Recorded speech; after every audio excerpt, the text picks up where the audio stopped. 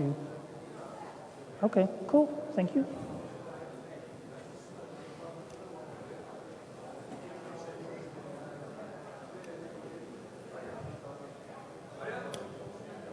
Yeah. Testing 1, 2, 3.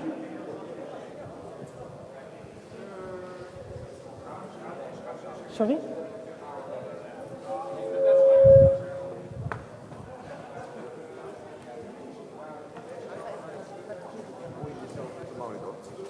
Nee.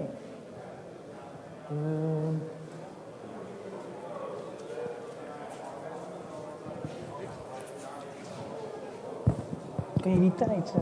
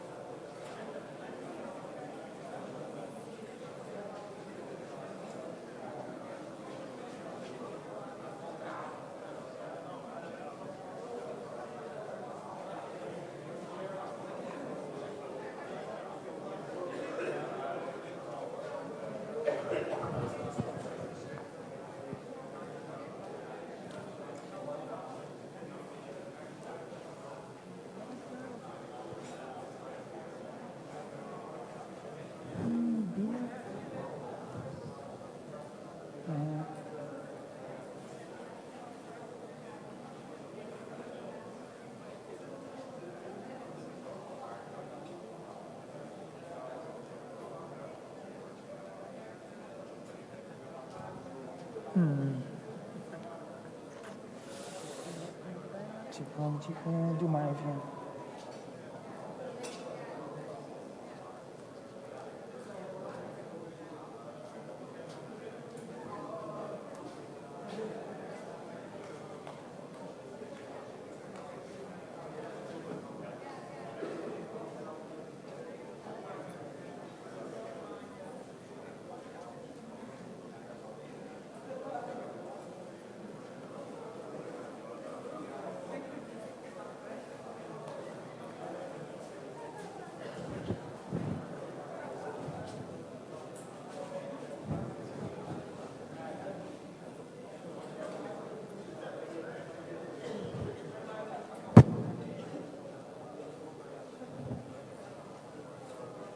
That is interesting.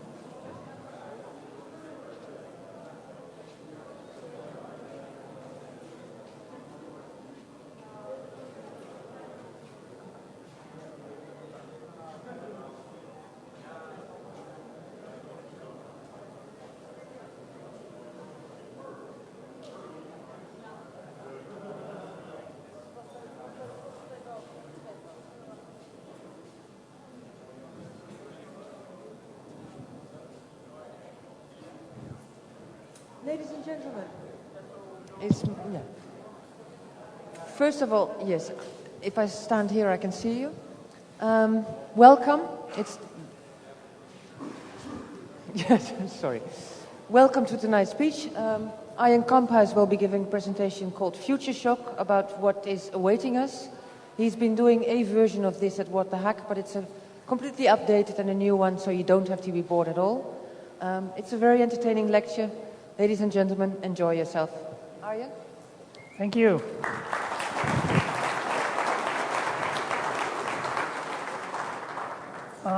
So this is a talk I've been doing in one form or another since December 2000. And when I made the original version, I thought it would be outdated in 18 months. But it's still going strong. I usually do it for sort of 55-year-olds, bored people from a large insurance company. But today I'm doing it for you guys. So it's a bit faster, and it contains a couple of new ideas I'm testing out. So I'm looking forward to hear your feedback. Okay. When thinking about the future, I just want to give you the friendly orange letters, like the book. Don't panic, that's the most important thing.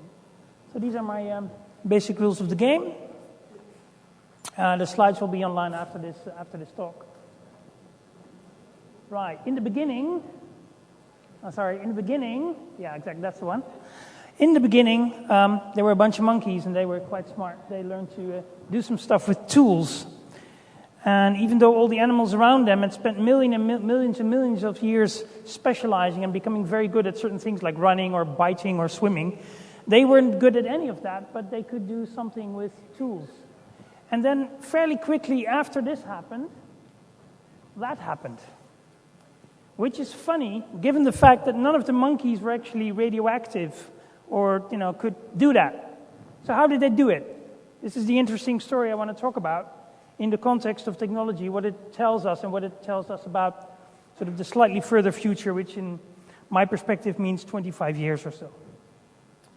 So we started out by using our brain to make tools. This is one of the things that sets us apart. So this is one of the earliest tools, an 800,000-year-old fist axe found by the University of Valencia. I bought it on eBay with the certificate and the carbon dating. It's about 800,000 years old. It's made from a pebble from a river by somebody who predates us a long time. And so now we were using our brain to make tools. And then really not a hell of a lot happened for about 800,000 years. This is an axe 7,200 years ago from Denmark. So this is Stone Axe 2.0, as it were. But if you consider that from that one to this one, which is slightly more advanced, took 800,000 years, it's a bit slow compared to what we're used to now in terms of progress.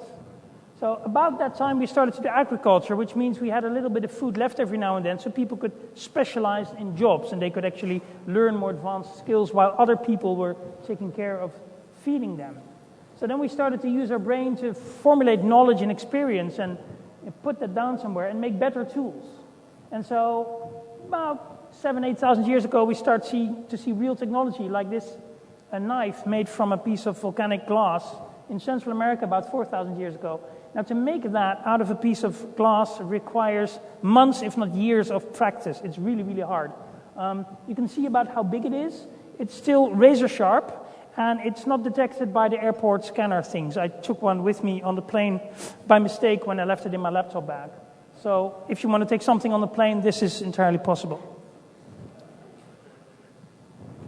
And then things started to move really fast. So 800,000 years, nothing much happened. Then, we start to make a couple of smart stone knives, and then things explode, and then we got footsteps on the moon and stuff like this. So this is what happens when you apply your brain to knowledge.